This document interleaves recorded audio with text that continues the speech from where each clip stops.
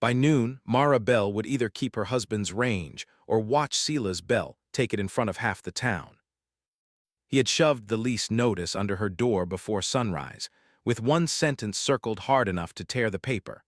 A widow without a working crew cannot hold Bell Grays. At the bottom, Silas had added in his own hand, "Sign me as manager before sundown, or I let the board do it for you." If Mara failed to prove herself today, every man who had pitied her would call Silas her savior while he stole the land from under her boots. Mara had a crew once. Her husband Caleb had left her 2 tired hands, 36 cows, a brand rack, and a name the town still spoke as if it belonged only to dead men. Since Caleb's fever took him in March, one hand had drifted to the railroad and the other had gone to Silas, Caleb's older brother. She stood with an unloaded shotgun in one hand, the lease paper in the other, and 36 cows depending on a widow the town had already begun to doubt. Then 3 hard taps struck the porch post. Myra broke the shotgun open so any visitor could see it was unloaded and stepped to the door with her chin high. A tall man stood on the porch with his hat in both hands. He was lean from range work, dark-haired and careful-eyed, with a bedroll over one shoulder and dust on his coat cuffs. Behind his left side, half hidden by his long canvas duster, stood a little girl in a brown dress, clutching a cedar chip burned black on one end. "Mrs. Bell?" the man asked. "Depends who needs to know." "Gideon Hale." He did not look past her into the house. "I was told you need a rancher." Mara's fingers tightened on the door edge. The little girl behind him looked up. Her eyes were the gray of creek stones after rain. She did not speak. She lifted the burned cedar chip with both hands as if it were proof of a thing grown-ups had failed to hear. Mara looked from the child to Gideon. "Who told you that?" Gideon glanced down at the girl. June did. The morning felt suddenly less empty. Myra opened the door wider, though not enough to invite him in. "Your daughter told you I needed a rancher." "She saw your south smoke yesterday," Gideon said. "Then she found this by the old creek crossing." He nodded toward the cedar chip. "She has not spoken much since her mother died. When she points me somewhere, I follow." Mara reached for the chip. The burned end left soot on her thumb. Under the black was a carved slant, half of a B, the kind Caleb had cut into the brand rack to mark the Bell iron pegs. The porch seemed to tilt. "Where did she find it?" June stepped back behind Gideon's coat. Gideon's voice stayed low, near the wash below Split Tooth Canyon. Mara knew that canyon. She had lost 11 spring calves near it in May. Silas said wolves took them. The sheriff said a widow could not ride every draw alone and expect miracles. Silas would arrive at noon with 2 neighboring ranchers and a claim that the Bell place needed a male manager. He had already begun saying Caleb's widow was proud enough to ruin good cattle. Mara handed the chip back. "I do not have money for charity." "I did not come for charity." Gideon drew a folded paper from his vest and held it where she could read it without taking it. 30 days ranch work, day wages. I sleep in your bunkhouse or under my wagon. You keep your lease papers. You owe me no vows, no gratitude, and no answer about anything except cattle." Her no had weight. "And if Silas asks why a strange man is on my land?" "You say you hired a rancher." "He will say I hired a husband." Gideon's mouth tightened, not with insult, but with old anger held by reins. "Then I will tell him a man who confuses wages with marriage is too foolish to count calves." June's eyes flicked to Mara's face. Mara almost smiled, and the almost of it surprised her. She stepped onto the porch and pointed toward the leaning bunkhouse by the cottonwoods. "You may put your bedroll there. Your daughter can sit at the kitchen table while I make coffee." June looked at Gideon. He crouched, careful not to crowd her. "Your choice, Junebug." The child held the cedar chip against her chest and stepped over Mara's threshold.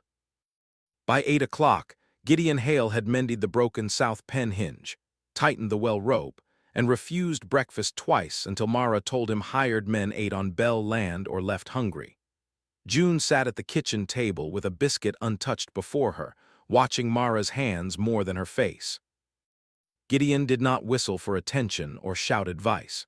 He moved through neglected work as if each repair was a question he asked the ranch before touching it, and that quiet competence unsettled Mara more than swagger would have. "Your girl eat?" Gideon asked from the doorway. "She is considering the biscuit." June pushed the biscuit 1 inch nearer her mouth. Gideon took off his hat. "That is high praise." Mara felt the small warmth of shared humor and distrusted it at once. At noon, Silas Bell rode in with 2 neighbors, a storekeeper named Orrin Pike, and a deputy who looked sorry to be there. Silas was broad, red-faced, and dressed in Caleb's old Sunday vest, which he had borrowed for the funeral and never returned. "Well," Silas said, looking Gideon over, "the widow found herself a drifter before breakfast." Mara stepped down from the porch. "I hired a rancher." "You hired trouble." Silas pulled a paper from his saddlebag. "Lease board meets today. I brought witnesses. A woman alone cannot keep this range properly. Calves gone, fences down, brand rack half-rotted. Caleb would be ashamed." Mara felt the words hit where he meant them to hit. One neighbor looked down at his reins. The deputy shifted his weight. Nobody defended her, and that silence hurt worse than Silas's words because it sounded like agreement. Gideon shifted 1 boot forward, but he did not speak for her. That restraint steadied her more than any defense could have. "Caleb would ask why his brother knows so much about my missing calves," Mara said. Silas's face changed for only a second. June saw it. Mara saw June see it. Orrin Pike cleared his throat. "Mrs. Bell, the board only needs assurance the place is managed." Mara pointed to Gideon. 30-day ranch contract, public wages, no claim on land or person, you may read it." Orrin read it. The deputy read over his shoulder. One neighbor nodded despite himself. Silas laughed. "Paper won't make her a cattleman." Mara walked to the brand rack, lifted the bell iron and set it on the rail between them. "No, cattle will." The lease hearing was delayed until sundown. Not one, delayed. That was enough to make Silas ride away angry. If you enjoy clean Wild West stories where courage has to stand in public, subscribe and stay with Mara's fight. After he left, the yard seemed to hold the shape of his threat. Dust settled on the rail where the bell iron lay. The neighbors mounted slowly, not quite meeting Mara's eyes. Men were kind when kindness cost them nothing. They became careful when kindness might put them against Silas Bell. Orrin lingered by the porch steps with the contract in his hand. "Mrs. Bell," he said, "you understand the board will want more than a hired signature. They will have a ranch. They will want a count." Mara looked toward the empty south pasture. "Then I will give them one." Orrin's mouth twisted with discomfort. He had sold Caleb coffee on credit during the fever months. He had also extended Silas flour, nails, and tobacco, while Mara paid cash for lamp oil by the ounce.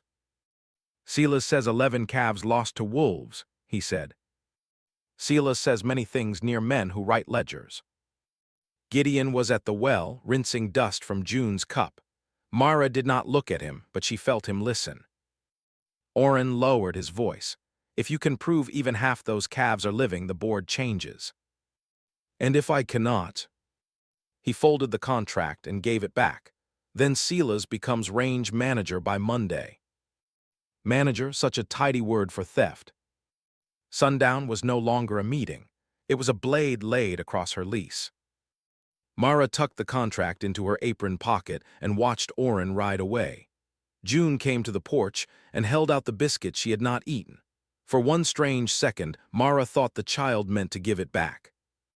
Instead, June broke it in 2 and offered Mara half. Mara accepted it as gravely as if it were a legal seal.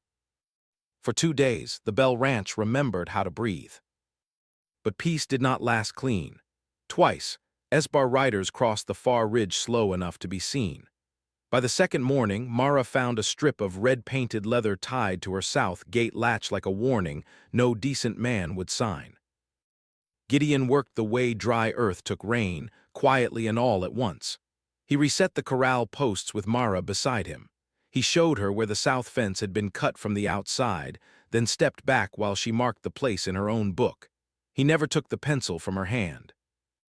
June followed Mara more than Gideon by the second morning. She still did not speak, but she collected small things and set them on the kitchen table.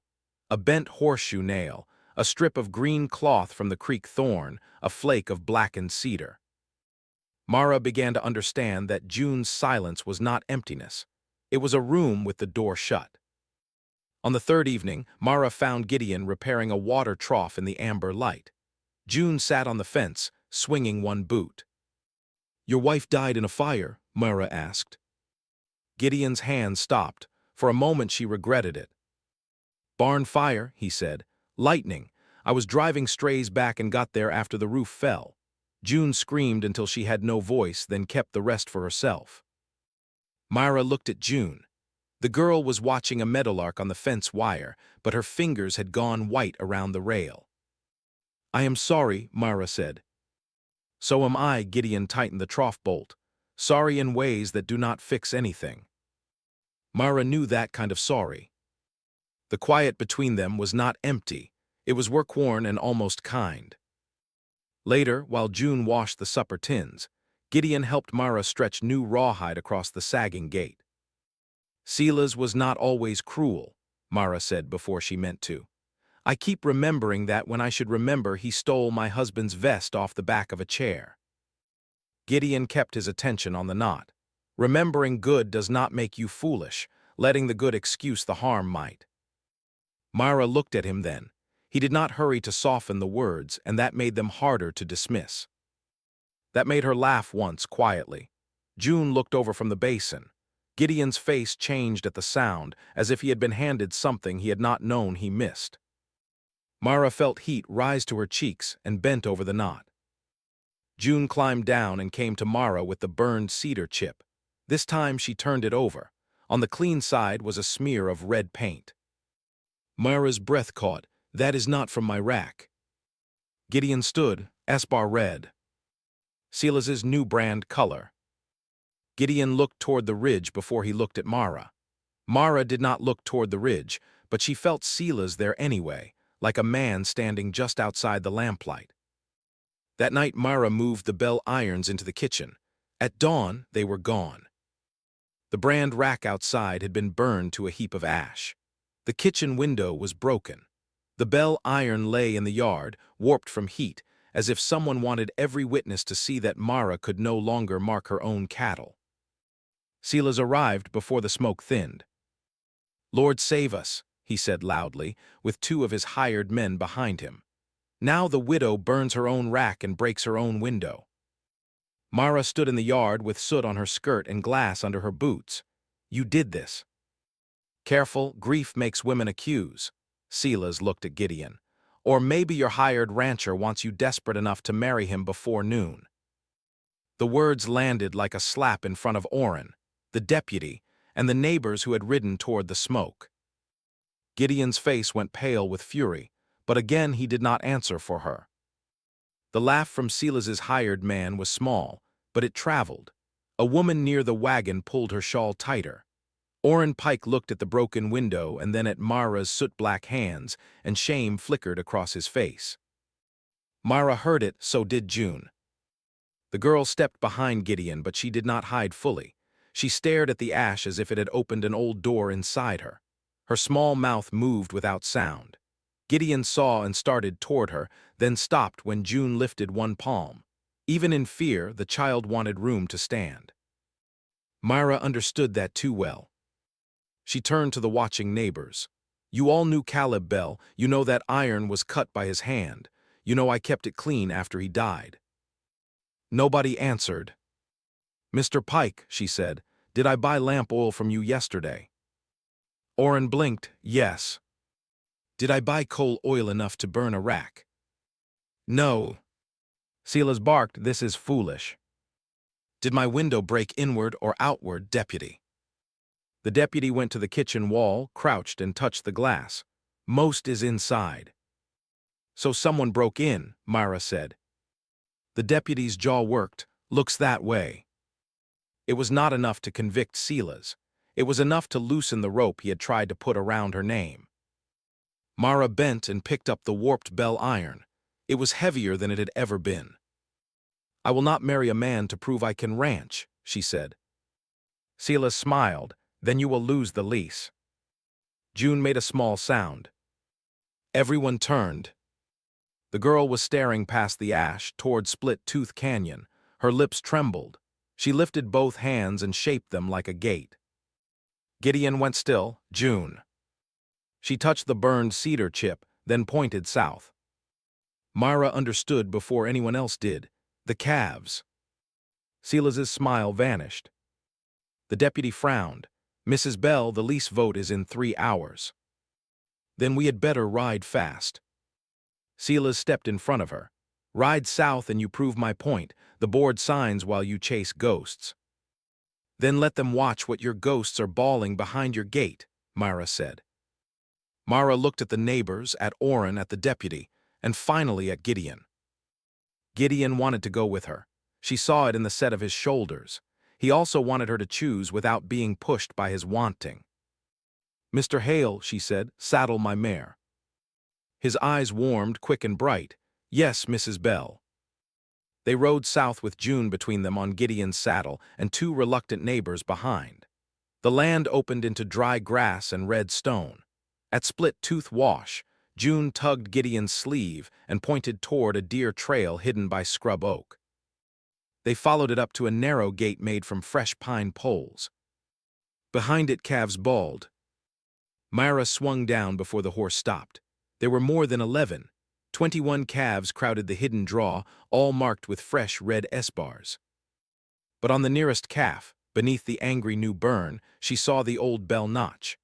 Caleb had cut his mark deep and clean, a small split at the lower curve that no lazy thief could erase without ruining the hide.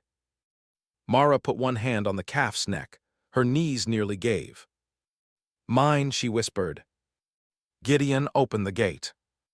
The calf shoved its wet nose against Mara's sleeve.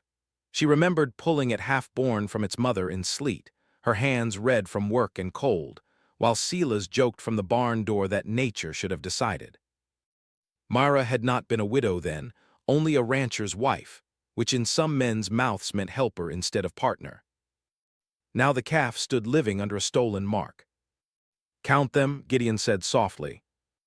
21, Mara said. "You only lost 11. "I lost 11. She looked deeper into the draw where other young stock shifted behind brush. "He took from the east herd too, before Caleb died." Gideon's eyes went hard. "Then this did not start with your grief." "No," Mara said. "It only got bold there." Silas came riding hard from the ridge with 3 men behind him. "Shut that gate."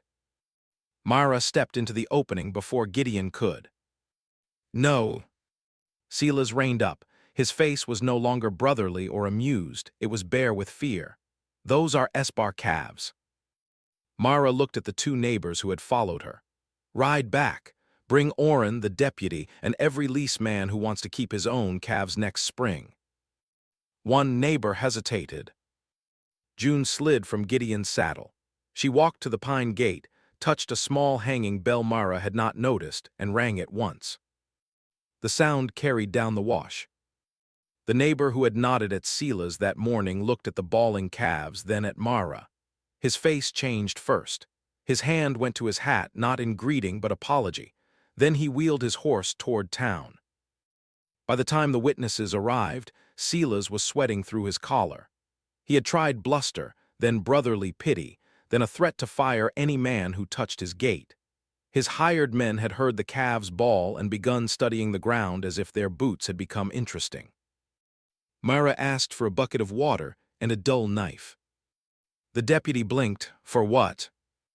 "To read my cattle." She wet the first calf's side, then scraped gently at the edge of the fresh S-bar. The hair parted. The old bell notch showed beneath it, scarred but clear. The men at the gate leaned in to spite themselves. Nobody leaned toward Silas. Mara lifted her voice so every person at the gate could hear. "Silas's hidden calves carry my bell notch under his fresh S-bar brand." No one spoke. Then Orrin Pike stepped closer, bent and looked. He had sold Caleb the original bell irons 10 years before. His mouth hardened. "That is Bell's stock." He said it like a man correcting his own cowardice. Mara moved to the second calf. Gideon held the rope but did not touch the mark. She scraped. The notch showed again. Third calf, fourth, fifth. Silas looked at his crew, but not one of them met his eyes. By the sixth, one of Silas's hired men dropped his reins. He said she had no count book. He said nobody would know. Silas lunged toward him. The deputy caught Silas by the arm. "Stand back." "This is my range," Silas shouted. Mara stood with wet hands, soot still under her nails and the warped bell iron hanging from her belt. "No, it is Bell range, and I am Bell." That was when Gideon smiled. Not big, not proud of himself, proud of her. Silas tried one last turn then. He looked at June. "A child's pointing is not proof," he snapped. "That girl has no voice and no standing." Gideon's hand closed on the rope. Mara saw the pain flash across his face, but June moved before he could. She walked to the nearest calf, the one with the clearest hidden notch. Her fingers trembled as she touched the old Bell scar, then the new S-bar burn. She turned to the gathered men and pointed from one mark to the other. Still no words came. They were not needed. Orrin took off his hat.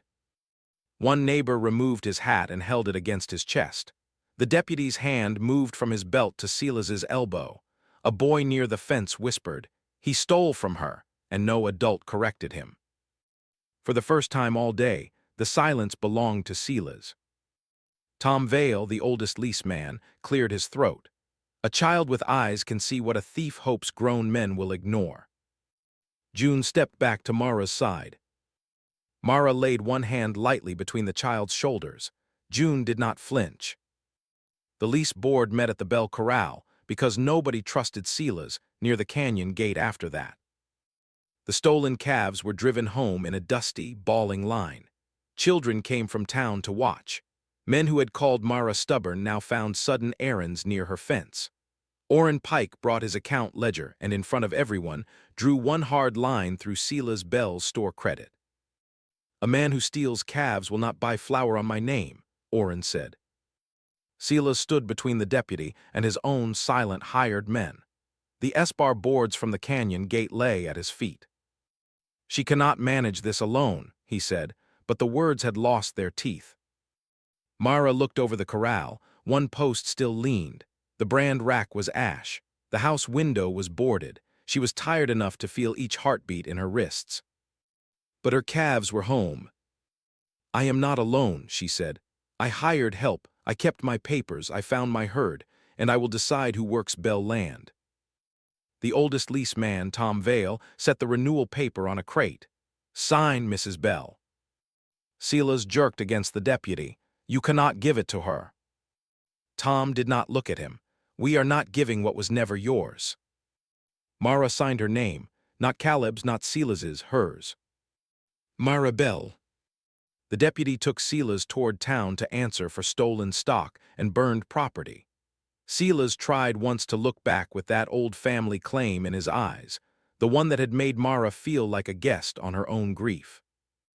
No one followed him. His hired men did not follow either. One by one, they took off the red S-bar strips from their hatbands and dropped them beside the broken boards. The smallest gesture, maybe, but the sound of leather hitting dust carried through the corral. By the time the last strip hit the dust, Silas had no crew left standing behind his brand. Tom Vale pushed the Bell lease toward Mara again. "There is one more line." Mara read it. "Range manager." Silas had written his own name there in advance, bold and black. Mara dipped the pen and crossed it out. For a moment, she thought of writing Caleb's name because grief still had habits. Then she thought of every calf bawling in her pen, every broken window, every neighbor waiting to see whether she understood what had been returned to her. She wrote Mara Bell. Not Widow Bell, not Caleb Bell's relic, not Silas Bell's problem. Mara Bell, range manager. The pen scratched like a brand taking hold. Gideon and Mara rebuilt the brand rack before supper. It was not fine work yet, but it stood. June brought cedar pegs one by one and set them in Mara's palm. When the last peg slid into place, the child pressed her burned chip into the top slot. Mara knelt beside her. "That one saved my ranch." June studied her with solemn eyes. "You did," she whispered. Gideon turned away fast, but not before Mara saw his face break open. At supper, Mara set 3 plates from habit, then stopped. Gideon stood outside the kitchen door, freshly washed and uncertain for the first time since she had met him. June slipped past him, took a 4th tin plate from the shelf, and put it at the side of the table nearest Mara. Then she climbed into her chair and waited. Mara looked at Gideon. The renewed lease lay folded beside the lamp. Her return to the world, her proof, her answer to every man who had said widow as if it meant temporary. Gideon did not step in. "Mrs. Bell," he said, voice rough, "my 30 days are still yours if you want them. After that, if you still want me on this porch, I would like to come asking proper. Not for your land. Not for June, a mother she did not choose, for the right to court you." Mara looked at June's 4th plate. "And if I need longer than 30 days?" Gideon's smile was tired and true. "Then I wait outside the answer." Mara took the 4th plate and set it straight with her own hands. "Sit down, Mr. Hale," she said. "A rancher who helped count 21 calves ought to eat before he starts waiting." June reached across the table and put her small hand over Mara's lease paper, not to claim it, but to keep it from the lamp flame. Mara covered June's hand with her own. Gideon sat across from them, hat on his knee, eyes bright in the lamplight. The renewed lease lay under June's careful hand, Mara Bell written twice where Silas had tried to write himself. Outside, the rebuilt brand rack stood against the dark with the burned cedar chip in its top slot, and the bell iron hanging straight again. Inside, the 4th plate stayed beside Mara's, not as a claim but as a choice. For the first time since Caleb died, Bell land did not feel borrowed from grief. It felt held,